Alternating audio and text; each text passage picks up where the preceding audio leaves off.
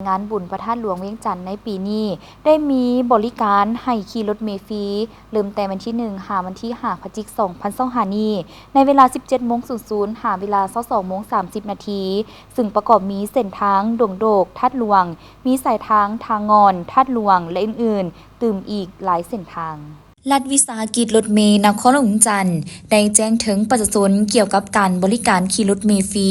ในงานบุญพระธาตุหลวงในปีนี้ซึ่งเริ่มแต่วันที่1หาวันที่5พฤศจิกายน2025นี้ในเวลา 17:00 หา 22:30 นาทีในนั้นท่านสามารถขี่รถเมล์ฟรีในเส้นทางต่างๆคือสายทางหัวขัวดงคำสร้างธาตุหลวงสายทางหัวเสียงหาวงเวียนดอนนูนหาธาตุหลวงสายทางส่วนเจ้าฟ้างุมหาดธาตุหลวงสายทางทางงอนธาตุหลวงสายทางขวามิตรภาพเสียงควนธาตุหลวงสายทางผลตองดงโดกธาตุหลวงสายทางหมักเหียวหนาล่องหนองไฮไอเต็กธาตุหลวงสายทางหนองไฮไอเต็กธาตุหลวงสายทางดงคำสร้างไอเต็กธาตุหลวงนอกจากนี้